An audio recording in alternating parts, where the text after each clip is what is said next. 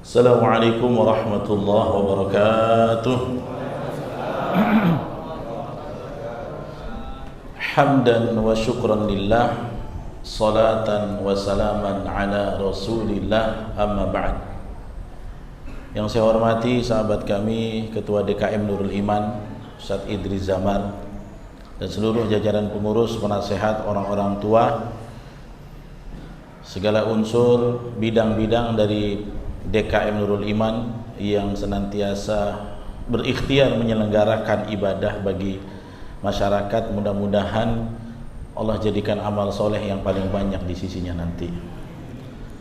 Yang saya muliakan Bapak Imam, kemudian para tokoh, cerdik pandai, alim ulama, dan seluruh jamaah hadirin hadirat, mukminin mukminat yang hadir dalam kesempatan malam hari ini. Saya berkesempatan menyampaikan amanah dari Forum Komunikasi Mubalik Tanjung Pinang untuk menyampaikan kultum sebelum tarawih yang pada malam hari ini yang telah dimusyawarahkan, disepakati bersama, diarahkan oleh FKM. Temanya adalah tentang urgensi pendidikan agama dalam keluarga.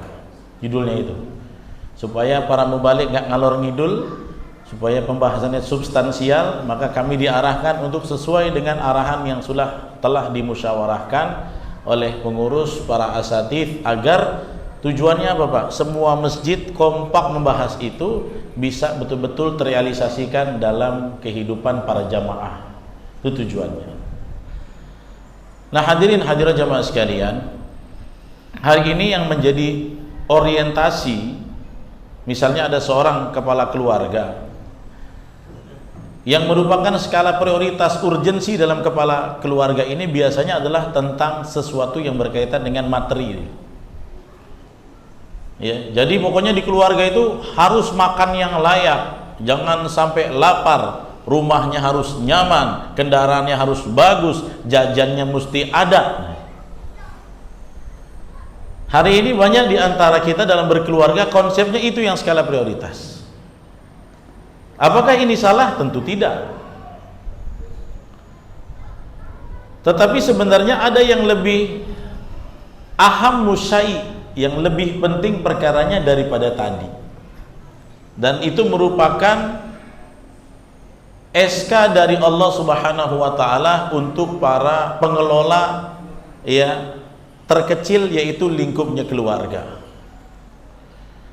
Hari ini kalau masalah materi finansial, kita sibuk nih, bapak dan ibunya sibuk bagaimana settle supaya di rumah semuanya aman. Tapi yang sedihnya, kalau ilmu agamanya belum mumpuni, kenapa banyak ayah bunda yang kurang sibuk sebagaimana sibuk memikirkan soal harta. Padahal di dalam Al-Quran yang menjadi skala prioritas dalam berkeluarga sudah disebutkan dalam surah At-Tahrim. Ya ayyuhalladzina amanu qu anfusakum wa ahlikum nara. Wahai ya orang-orang beriman, jagalah dirimu. Pertama kita dulu. Ya, wa ahlikum, dan keluargamu dari apa? Dari ancaman nara. Apa itu nara? Api neraka. Makanya ketika kita berumah tangga, orientasi pertama bukan istri saya layak makan, anak saya gemuk-gemuk, bukan cuma itu ngalir saja. Dan ini orang pandai, manusia secara naluri sudah pandai, kalau dia lapar dia akan cari. Tapi yang disuruh Allah, wahai para ayah, engkau harus selamatkan dirimu dari ancaman neraka, engkau harus selamatkan istrimu dari ancaman neraka, dan juga seluruh anak-anakmu dari ancaman neraka. Itulah yang Allah minta, qu anfusakum wa ahlikum naro, jaga dari api neraka. Allah tidak bilang qu anfusakum wa ahlikum faqiro, jagalah dirimu dan keluargamu dari miskin, bukan. Karena apa yang saya bilang, kebutuhan material fisik, makan, asupan, sandang, pangan, papan, kita punya naluri bertahan. Dan kadang-kadang itu jadi orientasi utama, sehingga anak nggak pandai ngaji, nggak jadi kerisauan, istri tidak berjilbab, nggak jadi kerisauan, seorang istri suaminya nggak sholat, nggak jadi kerisauan. Padahal ini yang dipesankan Allah, jaga dirimu dan keluargamu dari api neraka. Makanya yang namanya pendidikan agama di dalam keluarga itu penting. Kenapa? Yang sudah mati-matian mendidik aja belum tentu selamat, apalagi yang nggak ada usahanya. Siapa contohnya? Nabi Nuh mendidik anak semenjak dilantik jadi rasul sampai anaknya mau menghela nafas terakhir saat tenggelam. Kan'an sudah berusaha, tetap saja belum mendapatkan hidayah dari Allah. Tapi apa?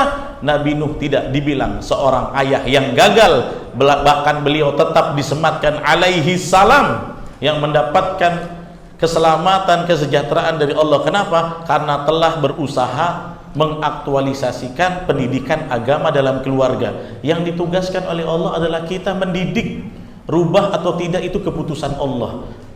Tapi yang jadi prioritas kita adalah melakukan upaya-upaya tarbiyah auladiyah wal usratiyah, mendidik anak-anak keluarga kita agar kenal dengan yang menciptakan, kenal dengan nabinya, kenal dengan Al-Quran, kenal dengan sunnah, senang masuk surga, takut masuk neraka. Itu yang tidak boleh dilupakan.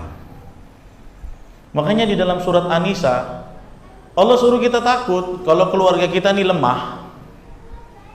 Suruh kita takut. Anda punya anak gak bisa ngaji, takutlah wahai ibu. Takutnya apa? Dituntut di akhirat kalau kita belum usaha, nanti diseret kita, tidak menunaikan amanah. Ayah, suami kalau istri belum berjilbab, auratnya masih terdedah, anaknya gak bisa ngaji, suka bermaksiat, berzina, takutlah engkau. Kenapa? Generasi kamu akan terancam menjadi generasi yang lemah dan sesat, dan engkau akan ditanya tentang mas'uliyah, pertanggungjawaban hal tersebut. Makanya urgensi pendidikan agama dalam keluarga ini perkara yang prioritas. Kalau perlu taruh di depan rumah. Target kita, keluarga kita adalah di dunia bersama, di surga kita berjumpa. Apa kata Allah dalam surat An-Nisa ayat 9? Wal yakhshal ladzina law taraku min khalfihim dzurriyyatan dhi'afa. Hendaknya orang-orang itu takut kalau nanti mereka mati, mereka meninggalkan generasi yang lemah.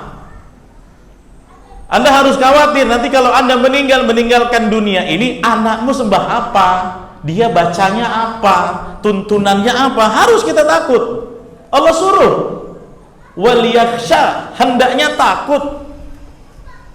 Wal yakhshal ladina, orang-orang itu hendaknya takut lau taraku min khalfihim, kalau dia tinggalkan setelah dekade zaman dia meninggal nanti, dzurriyah, keturunan yang di'afan, yang lemah.